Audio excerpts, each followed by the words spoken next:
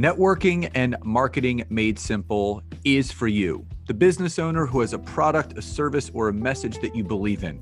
My name is Scott Aaron, and each week we'll take a behind-the-scenes look into the real-world marketing and networking tactics and strategies for getting what you have in front of you to a lot more people. Thanks for spending time with me, and now let's get started.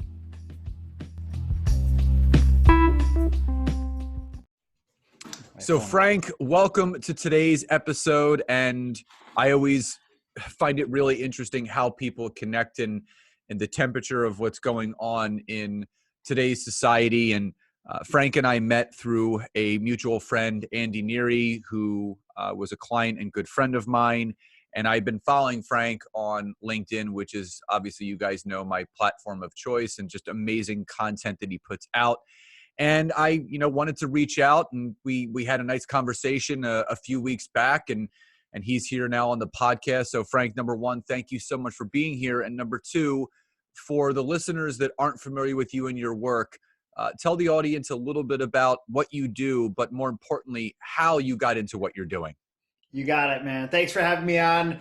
Really excited for this, and got into, so a little bit just kind of backdrop of me. Based in New Haven, Connecticut, originally from Hollywood, Florida. I got an 8-year-old daughter that keeps me super pumped up about life.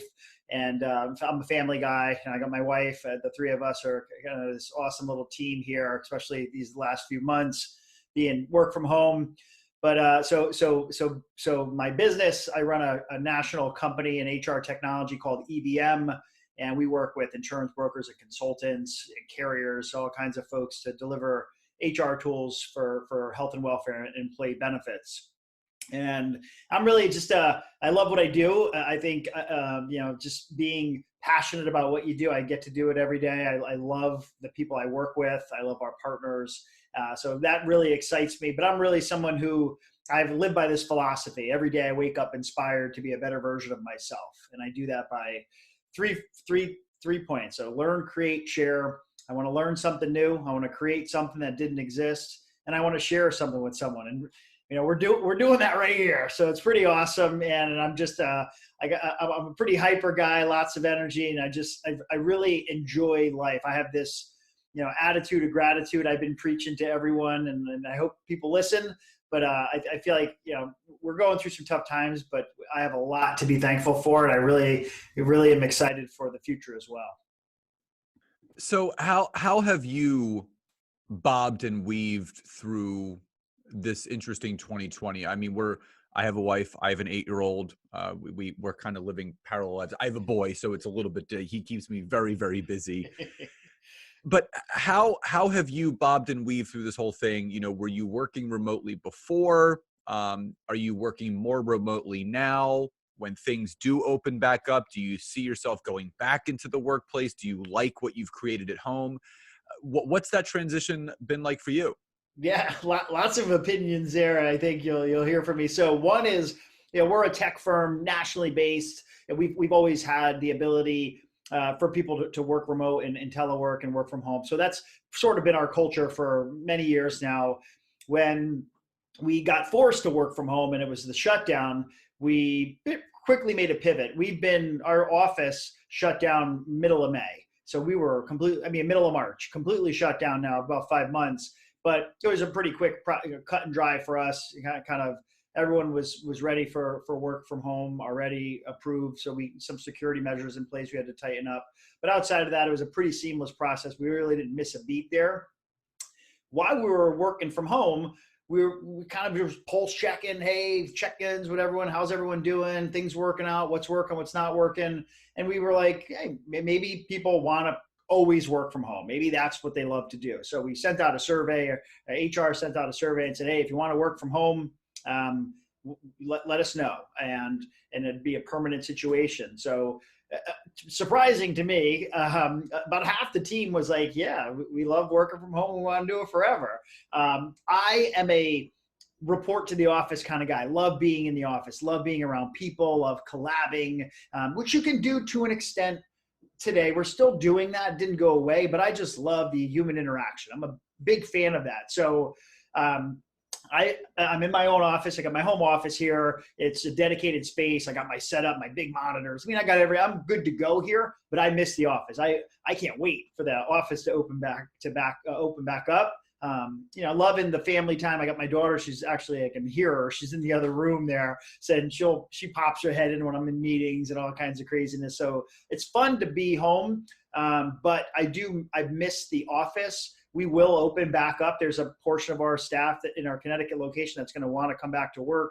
And something else that before this pandemic, I bought a massive commercial building that we were moving into. And now, things changed a little bit. We're going to have some tenants in there, which my goal was, I wanted to be in commercial realty. I wanted to start investing in commercial realty. So no, nothing major there. We're just going to allocate more towards tenant space, but it's been a crazy kind of interesting ride and some pivots that I've had to do. What would you say are the one or two biggest lessons that you've learned throughout this pandemic? Because again, I've been kind of primed for this. I've been working from home for the last 4.5 years. So not much has changed with my schedule. Obviously the homeschooling and that whole thing has been a little bit different, but as far as my day-to-day with myself and my wife, she's upstairs in her office, I'm downstairs in mine, we meet in the middle throughout the day. But what's been the biggest lesson for you throughout this whole process? And when you do go back into the workplace, how is that lesson going to impact moving forward? From an organizational standpoint, I feel like one of the biggest things, and many organizations struggle with it, so I'm sure it'll resonate with the audience, is communication. How do you effectively communicate? I always refer to the old telephone game you played in school where you tell someone something, by the time it gets around the classroom, it's something totally different.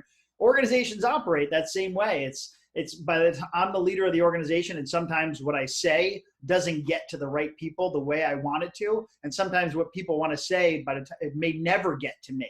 So communication's always been huge for us. I think working from home, over communicating has been something that we've had to learn to do. I think it's very important now more than ever that since you're not calling people into the office together, you're not having weekly meetings or daily meetings or kind of powwows where we sent everyone a camera. Here's a camera, plug it in. When we talk to each other, let's do it face to face as often as possible. And when you talk to clients, let's flip that camera on and try to keep that interaction together. So the communication piece has been a big one for us, not only just because we've always kind of sort of struggled with it as an organization, but when you get everyone separate and everyone's kind of in their own little pods working remotely, I think it's more important than ever to make sure everyone feels valued, feels like their voice is still being heard, and that continuity continues to happen. So obviously from an HR standpoint, but also working remotely standpoint, with the people that you've been interacting with within the organization and the company, what have people been struggling most with during the whole pandemic of having to work from home and the potential of maybe continuing from work from home in the ongoing future? What's the biggest things and I would say tripwires that you see people experiencing right now? Yeah, I would say anything. For us, even though we were a work from home organization, we deal with sensitive information, protected health information, and people's socials and dates of birth and things like that we have to take very seriously. So when we implement a permanent work from home or telework situation, those guidelines need to be followed by everyone. And the larger the organization, the harder it is to keep track of all that. And for us, with the employees that weren't, there were sort of the work from home, we had certain standard protocols in place. But when they said, hey, we want to work telework, now we're sending them the machines, we're sending them their dual monitors, we're sending them all company equipment because we know it's our equipment, it's approved spec-wise, what the data security requirements are for their internet, for their modem, or their firewall protected. So that, to me, was the biggest struggle, not only for us and our HR person that had to hand down the BYOD policies and all these policies, but for the employees, it was a big change to, really having to understand how data is protected, how is data secured. And then for them, a lot of them, they're not IT people. So you're home and you're on your home network, you just browse the internet, it's one thing. But now when we're requiring these other things that they need to abide by, I think that was, for them a struggle. It was like, why do we have to do all this? And really kind of understanding that, which now that it's done, they're like, oh, we got it done. We understand it. But I think it was a big obstacle for us to go through, especially because of the fact that we deal with such sensitive information. And, I see this time period that we're going through right now. A lot of people see it as a very sensitive time. It's a very uncertain time and unknown time. And, I see it almost as a parting of the Red Sea time period, where there's going to be new things that are going to be invented. There's going to be new things that are going to be created. There's going to be a lot of good that comes out of something that is very unknown and uncertain. And obviously, you being in the position that you are with what you do, what changes do you see happening to the HR profession, or the culture of companies? How do you see that all shifting with what's going on in 2020 and beyond? Man, I'll tell you, we saw organizations really struggle the past few months, clients in all kinds of ways. A lot of our clients, we deal with pretty large organizations. So a lot of them were able to, it's not like you lose revenue for a couple of months and you never see them again. These big organizations, they're prepared to weather the storm. And that's a great thing. We did see some smaller clients that we had get hit really hard and have to go out of business, close their doors. And we manage 𝐂𝐫𝐞. So 𝐂𝐂𝐫𝐞 is when you lose your job, you're eligible for 𝐂𝐂𝐫𝐞 benefits. You can stay on the plan and pay, and it's usually very expensive. We had to deal with a lot of employees that lost their job, got laid off. And it's, our kudos to the team for dealing with those types of things, because you're dealing with people who are very emotional, have kind of in a panic.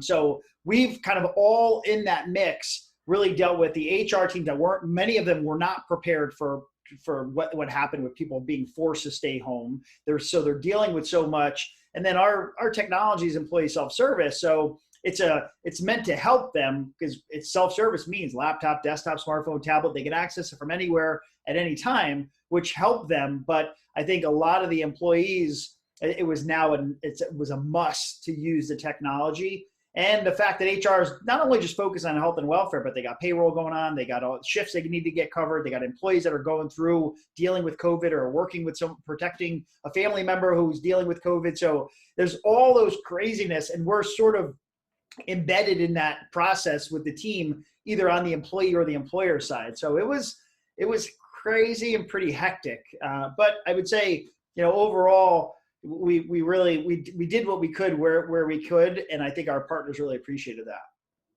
So no matter what kind of organization you're running, whether someone has a network marketing organization or an organization like yourself, there's definitely there's been some things that have been impacted culture-wise with this whole pandemic. So what are some things that you have done to continue the bond and the growth of the culture for your business, that people can focus maybe a little bit more on the growth and the culture of the business that they're running right now? Yeah, I mean, when you talk about culture and those types of things internally, as an EBM, as an organization, I feel like we've always embraced culture. I've always pushed for culture. I'm a passionate leader. I've cried in front of my team. I think my team knows when I get up there, when I talk about the job that they do, the work that they do, everything that they do, they're all part of this. We're all part of this mechanism, this wheel, and I'm nothing without my team. And I've always preached that because they're coming in and helping me pursue my passion and my dream. This is Frank's dream, and they're there to support me and our clients. So I think we've always had a great culture. We have a very diverse culture as well. And I feel like everyone knows how appreciated they are within the organization. So those have always been important. Some organizations that struggle with that, I feel like that's been exposed, but companies that have been doing the right thing all along have done the right thing these past 4 or 5 months, and employees, they literally haven't missed a beat, haven't had to adjust a process because there was a gap there. It's like, no, we've always been this way. This is who we are and what we do. And I feel like we're part of that. And there's a lot of organizations that have always been there. And just like, well, we never had that problem because this is how, we run the company or our people are. So I feel like we fit into that area where for us, we've always embraced culture, and I think the team sees it and believes it. Yeah, I always tell people that an army of two is twice as strong as an army of one. And, the team that you surround yourself with, the people that you bring into your business, again, just like I have a team of 5 or 6 individuals that help the flow of my business. And there would be so many things that would never get done if it wasn't for them. So, showing gratitude and appreciation and thankfulness for someone that's really supporting your dream because they believe in what you're doing is such a big thing, no matter what kind of business you're running. Really spreading that vision, but also giving back, whether it's just telling someone how much you appreciate them and how grateful and thankful you are for them. It makes people feel good, and it makes them want to continue to be a part of that environment. Because, I talked about this on a Facebook Live I was doing a few weeks ago, and I said that there's 2 things that people are craving most right now. They're craving community, and they're craving connection. Because for a lot of people, Connecticut statistically actually is in the best wellness condition with COVID-19. They have the lowest percentage of cases right now. So kudos to Connecticut for doing the right thing. But there's a lot of states, New Jersey included, where we're still having to practice social distancing and quarantining in some areas. And people are really craving that. So with what's going on right now, for the people that, outside of your company and your industry, what are some things that people can do to raise the level of community, raise the level of connection in the environment that we're in right now? I'll tell you, I feel like there's a lot of really great leaders in organizations. And when I talk about necessarily a leader, I don't mean the CEO, or like me, I'm the founder of the organization. I don't call myself the CEO, but when you look at companies, there are people that are in positions that really have the best, everything for the best of the organization, the employees, the people they work with, all the things that you touch. Because you look at an organization, you're touching clients and partners and all the people that you work with, this whole supply chain. And there's people within these organizations that I feel many times feel stifled within a company. I feel like they don't have a voice, or they don't speak up because they're like, well, I report to so-and-so, and if I do that, maybe there's going to be some negative repercussions. And some of that maybe is being flushed out now because people are saying, hey, I can speak up. I don't have to deal with this. But I would tell anyone out there who feels like they don't have a voice, who feels like they're being stifled within an organization, if you speak up, chances are there's other people in the organization who are feeling exactly what you are, and there's strength in numbers. So people stay quiet. And just a quick little pivot to that, I use a phrase a lot of times, even with my daughter. I use it with my company, called closed mouths don't get fed. When I was working at a company, before I started my own business, I worked at an organization. I thought I was going to get a raise. I thought I was going to get this promotion. The spot came open. I wanted it. I figured I was going to get picked. It was me. I was the guy. I worked harder than everyone. I knew everything. I was outgoing, worked overtime whenever needed. Position came and went, and I didn't even get nothing. No one even called me in to talk to me about it. So I went to my manager, Steve, and I was like, what's up, man? I thought that was me. And he was like, I didn't even know that you wanted that. I didn't, you're going to college. I figured, this wasn't something you wanted to invest in. And he had no idea. And he told me, closed mouths don't get fed. He said, if you want something in life, and this was like a life lesson for me that he told me this. He's like, if you want something in life, you need to open your mouth and speak up, because I can't read your mind. And he's the leader. He was the guy, I was making decisions. But even now, for me, I've never forgotten that. It was about 20 years ago he told me that. I literally can remember it because it's such great advice. And I encourage anyone out there to really think about that. Closed mouths don't get fed, because if you don't open your mouth, the answer is always no. And again, leaders cannot read your mind. Like, I want to know what's going on my team, but if they don't tell me, even if it's a sidebar, bring me alone, or if it's on a group meeting, bring something up, because again, I don't know what I don't know. And there's many times that there are great leaders out there who want to help, who want to lend that hand to support, but they just don't know what's going on. And it just takes someone to open their mouth. There's so much to unpack in that little segment right there, because it's the truth. You know, my dad always told me growing up, he said, when someone says something about how they feel, there's 9 others that feel the same exact way. They just haven't said so. And it's the truth. And for me, I would say the one strength that I have that I've been consistently working on is asking for help, or just opening up my mouth and reaching out to someone and asking for a collaboration. How can we? So when I read the book, The Science of Getting Rich, it completely changed my thought process about how to go about business. And this book was written in 1910, and it's the first money mindset book ever written. And so I tell people all the time, you can read all these other money mindset books, Think and Grow Rich and Rich Dad Poor. They're all based off of the teachings in this book by Wallace D. Wattles. And there's so many nuggets in this book, but the one thing that I picked out and I've anchored is, he says, instead of living in a world of competition and comparison, live in a world of creation and collaboration. So if you want to think about some of the top organizations and the top leaders, what are they best known for? Being creatives and being unbelievable collaboratives. That's how you expand. And I think that's so important, even when you're running an organization. And for the network marketer that's listening to this, if you're feeling suppressed in any way with your team, with the top leader or your upline, and you're feeling a certain way, say something, open your mouth, because that will allow you to open up a new door of a conversation that maybe needs to have. Because Frank, you and I both know and this is not just male or female, this is human being related.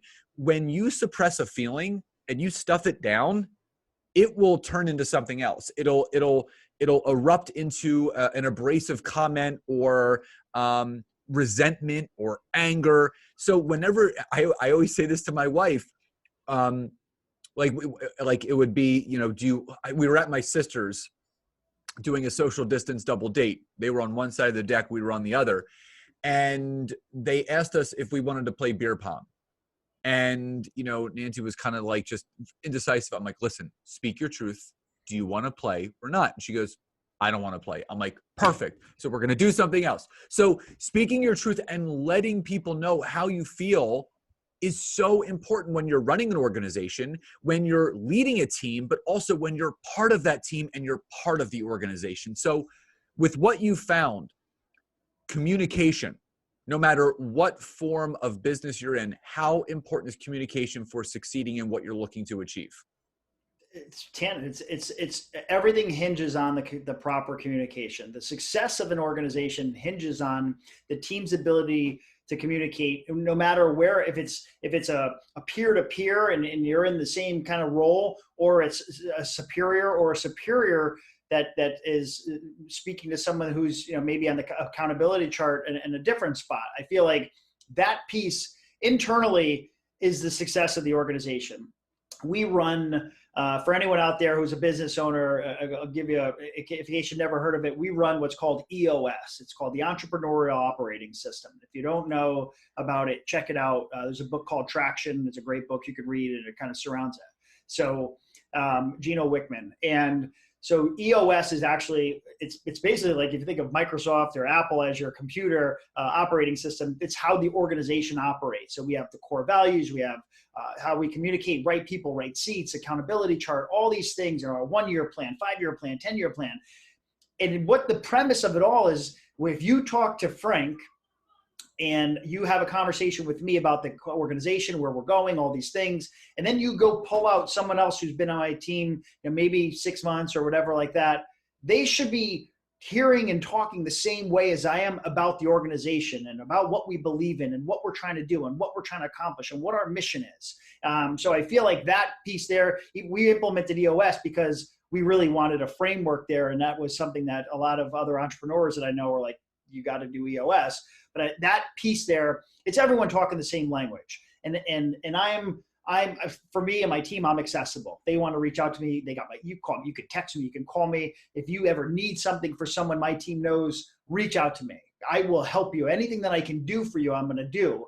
And that's because I like to over communicate. And I feel like our team understands, if I'm over communicating, the team knows, well, I can over communicate too, because Frank does it. So it's the same way. Another thing, phone calls that come in, a lot of people are like, you have a receptionist or assistant, they pick up your phone, or someone go, hey, so-and-so's on. And you're like, I don't know who that person is. Nah, send it to my voicemail or tell them I'm not available. Little do you know, you're planting a seed of a lie. I'm the organization and I'm saying, no, tell them I'm not available. It's a lie. If you are available, you're available, or you don't want to talk to them. So that piece there, even though it seems insignificant, because then your client says, your employee, when they're bad client calls or someone they don't want to deal with, they're like, oh, tell them I'm not available.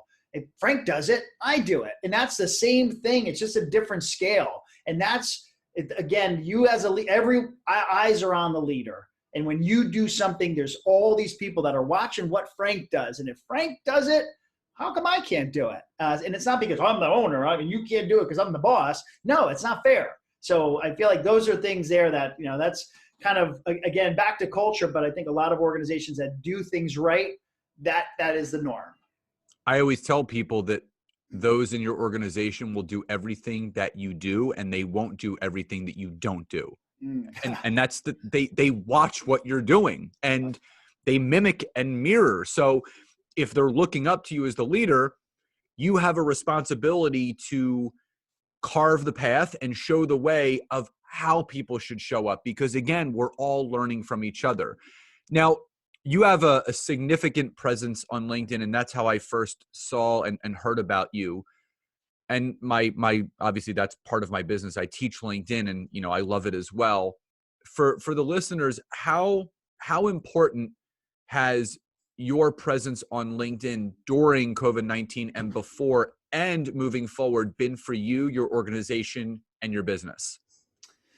Yeah, LinkedIn has been just a game changer for me. And I had a LinkedIn account, I don't know, I think 2009, maybe I had a LinkedIn account, just kind of, I had got out of my first business, was sort of, we went through the crisis there. And I was at a point where I was like, all right, do I want to do the entrepreneur thing again, or do I want to get a job? So I created a LinkedIn account because that's where you went to find a job. And just had the account forever, really wasn't active, maybe signed on once in a while. May 2018, I met Gary Vaynerchuk, sat down with him, had a conversation with him one-on-one. And he was like, start creating video on LinkedIn. He's like, it's going to change your life. And, there's more to the conversation to it, but that was one of the things that I took away. 6 months later, I put out my first video, and man, it's been a crazy ride. So much fun, so many amazing people. I have a saying that I say, the person who's going to impact your life the most is someone you haven't met yet. I'm a firm believer in that. Just you and I connecting, it's like these things. You talked about collaboration. Collaborations are so key. There's all these people out there that you don't know, that know people that you don't know, that know people that you don't know. It's like this whole way it keeps going and going and going. And that's how businesses are built. That's how relationships are made. That's how trust is formed. And LinkedIn has done that. LinkedIn has allowed me for people I bring them into my life. I share stories. I share experiences, things. I call myself very relatable. I feel like people are like, oh man, he goes through that. I'm just a guy who picked up the camera and decided to share it with LinkedIn. And I've always done that. I'm known for my honesty. I don't sugarcoat things. And I feel like people, again, get to know me from that. Our clients, our partners, my team is on LinkedIn. Everyone sees the videos. So there's that whole aspect of being real. And that's what people want. And I feel like those people who show up there, it's helped the EBM brand, and it's helped, the Frank Mengert brand as well. Not only, during COVID and times of crisis, but also before that. Clients know that we do what we say we're going to do as an organization. And me personally, I would challenge anyone that would step up to say, Frank's a bullshitter, Frank lies, Frank this, Frank that. And it's not going to happen because I do what I say I'm going to do. If I tell someone I'm going to do something, my word is my bond. No, I could not agree more. Like you, I had a profile in 2009, and I jumped on there in 2015 because I was seeking more organic human connection. And, you know, I got on there a little bit earlier than people did, but there wasn't even, you couldn't even do video when I got onto LinkedIn. It was just posts and articles. And then, you know, I've been doing videos for the last 7 years, but when LinkedIn gave you the ability to do those videos, and you know, Gary's been a huge proponent of LinkedIn. You know, he said basically in 2019, he said, if you don't have a marketing plan on LinkedIn for 2020 and beyond, he goes, you are going to be left behind. But also, I love what he says. He goes, your net worth is always in direct correlation to your network.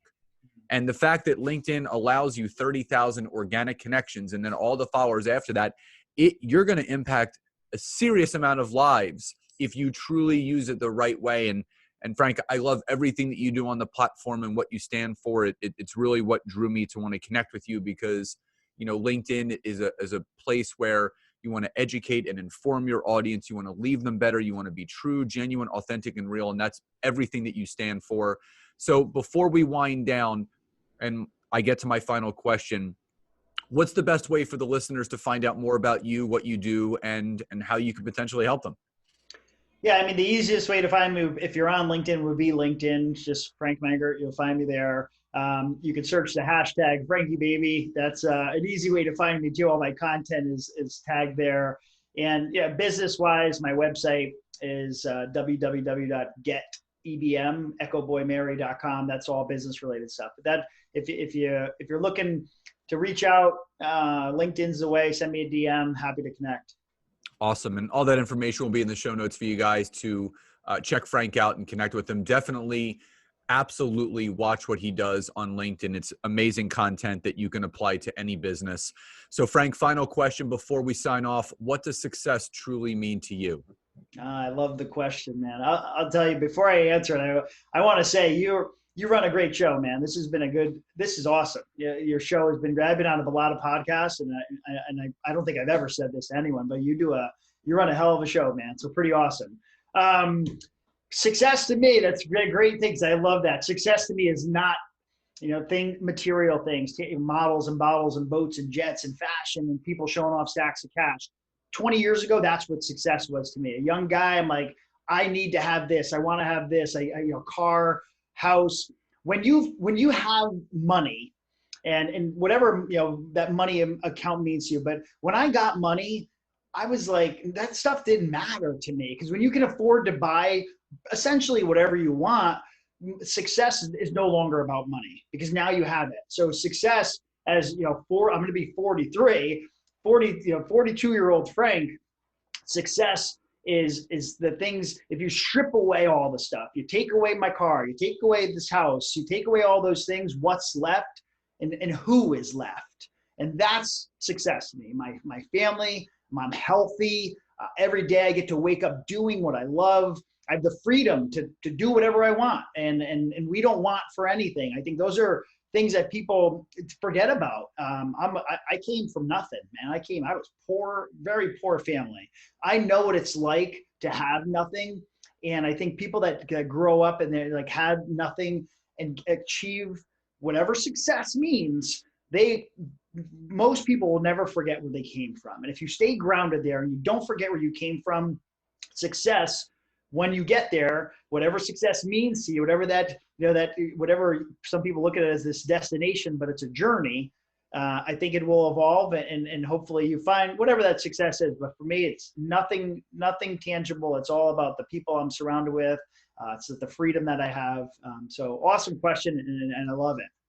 Love that answer, and I appreciate the kind words. I love interviewing. I love having conversations with people. It's part of who I am, and just having just general conversation and connecting. So I appreciate the kind words, and I love what you said about success. And again, the young version of me, I'm a year younger than you. I just turned 41, but the old version of me was like, the make and model of my watch. Everything was about labels. But then again, when you start having success, and listen, my listeners know I've made millions, I've lost millions, I had to file for bankruptcy at one point. Like, I've been through the ups and downs, but I've always found a way.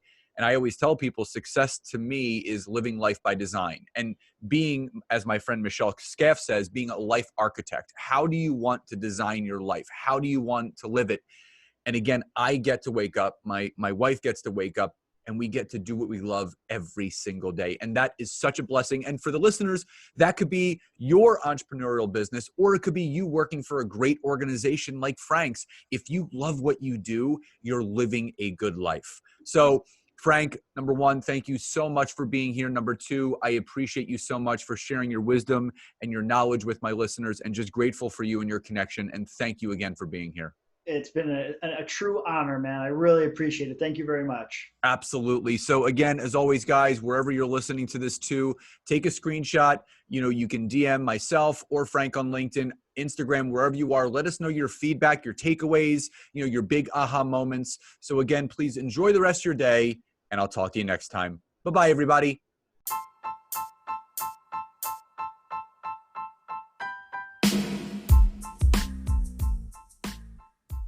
Thank you so much again for checking out today's episode. And if you are listening through iTunes, Spotify, wherever you are, please leave me a rating and review. Let me know what you loved, what you would like to see improved, or ideas you have for future episodes. And if you are interested in taking your business to the next level, don't hesitate to go to my website, www.𝐋𝐞𝐚𝐫𝐬𝑅𝑒N.net, where you can schedule a free discovery call with me, where I can learn more about you, your business, what you're struggling with, and how we can work together. And don't forget to check out my wife, Nancy, and mine, our free community on Facebook called LinkedIn Leads for Life. We would love to see you in there. Have a great rest of your day. And thank you, everyone, for your support. Grateful for each and every one of you.